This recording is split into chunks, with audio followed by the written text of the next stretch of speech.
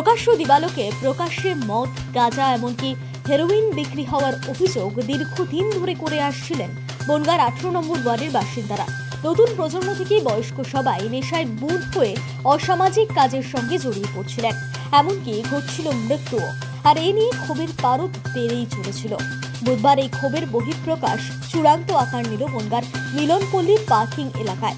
অভিযোগ, ঝুমা প্রসাদ নামে এক মহিলা দীর্ঘদিন ধরে প্রকাশ্য এলাকায় মদ, গাঁজা, চরস সবকিছু বিক্রি করলেও পুলিশ তার বিরুদ্ধে কোনো ব্যবস্থা নেয়নি। উল্টে মানুষকে সে জানান দিয়ে এসেছে পুলিশের সঙ্গে তার সুসম্পর্কের কথা। ও থানায় বলে যে আমি মাস গেলে 2 লাখ 2.5 লাখ টাকা করে টাকা দিই, থানাকে দেয়। আমাকে এই যে বিক্রি করে ঝুমা, ও বলে যে আমাকে পুলিশ কিছু করতে পারবে না, থানায় গেলে চেয়ারটা রেখে ওকে আগে যায়, ওর বক্তব্য এটা।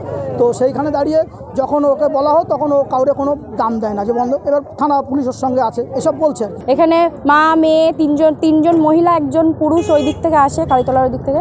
তারা 4 জন মিলে এখানে ড্রাগসের ব্যবসা করে এবং তারা বলে আমাদের সাপোর্টে পুলিশ আছে, সেই জন্য আমাদের কেউ কিছু করতে পারবে না। তাদের আমরা প্রোটেস্ট করলে তারা বলে যে পুলিশ আমাদের পকেটে থাকে, আমাদের মাসে 2 লাখ করে টাকা দিতে হয় পুলিশ, সেই জন্য আমাদের আগে চেয়ারে বসতে দেবে। অবশেষে মানুষ ক্ষোভে ফেটে পড়ল বুধবার।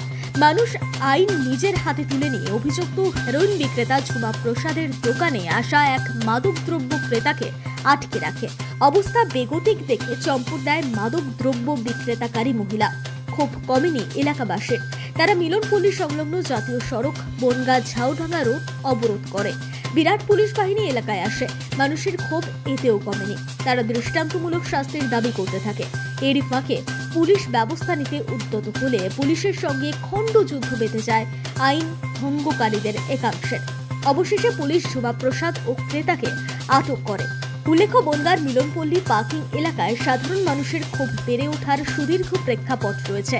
সাম্প্রতিক সময় ক্ষোভের কারণ আরও বাড়ছে। বহুদিন ধরে এখানে একটা হিরোইনের ঠেক চলে, তো সেই চলাকালীন বহুবার এখানকার জনসাধারণ বহুবার বলেছে বন্ধ করার জন্য, করেনি। বহুবার থানায় মাস পিটিশনও গেছে, তার কপি আমাদের কাছে আছে। তো এই করতে করতে এই বছরেই 2 বাচ্চা ছেলে, গতকালকেও একজনে হিরোইন খেয়ে অ্যাক্সিডেন্ট করে মারা গেছে, কিছুদিন আগেও তার বাবা, সব আপনারা জানেন। তো সেইখানে দাঁড়িয়ে আজকে মানুষ জনরোষে এটা করেছে এবং ওকে রাস্তা অবরোধ করেছিল এবং ও বলে যে বিক্রি করছে না, হাতে নাতে ধরাও পড়েছে বিক্রি করতে গিয়ে।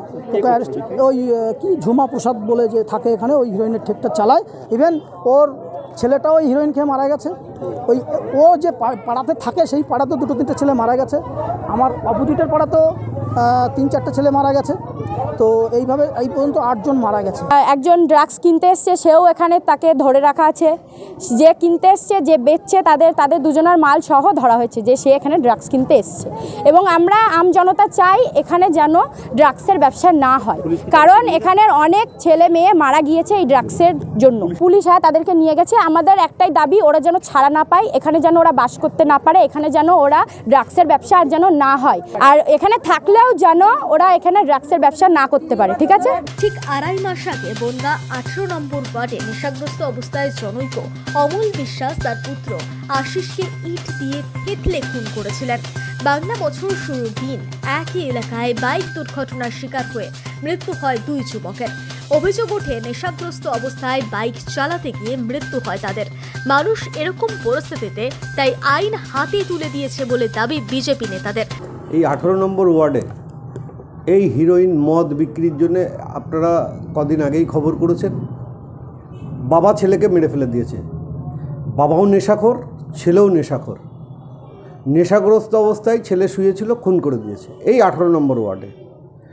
ওখানে হিরোইন, মদ, গেজার আকড়া।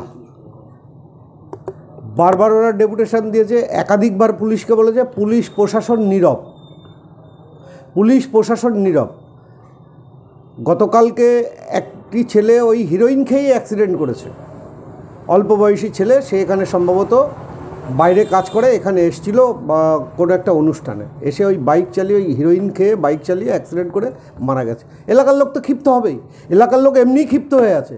সমাজ ওখানে দূষিত করে ফেলেছে, আর পুলিশ প্রশাসন নীরব দর্শকের মতো দেখে, নীরব দর্শকের মতো। একের পর এক ওরা ডেপুটেশন দিচ্ছে, থানায় কমপ্লেন করছে, পুলিশ নীরব। এবং সেই মহিলা ওখানকার লোকেরই কথা, যারা ওখানে হিরোইন বেচে বলে তোরা আমাদের কি করবি, আমরা পুলিশকে পয়সা দিই। তো এই তো চলছে সোনার বাংলা।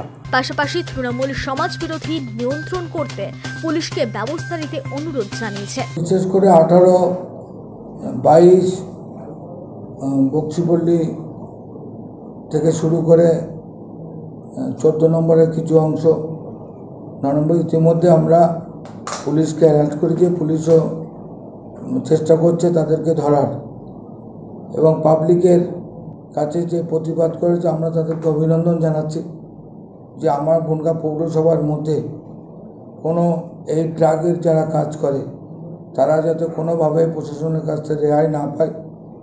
পুলিশ আরও সচেতনভাবে যে কাজটা করছে তারা চেষ্টা করছে, কিন্তু গুরুত্ব দিয়ে বনগাঁর এই যুব সমাজকে বাঁচানোর জন্য অবিলম্বে এই হিরোইন বিক্রেতাদের বিরুদ্ধে যথাযথ ব্যবস্থা নেই। এখানে পুলিশের ধারাবাহিক যে বনগাঁয় দীর্ঘদিন একটা শান্তির পরিবেশ রয়েছে, কিছু কিছু ক্ষেত্রে দেখা যাচ্ছে এই অশান্ত পরিবেশ হচ্ছে।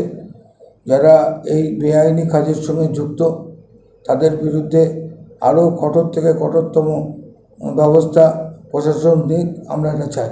বনগাঁ থেকে প্রীতম বর্ধনের রিপোর্ট, নোবেল বাংলা।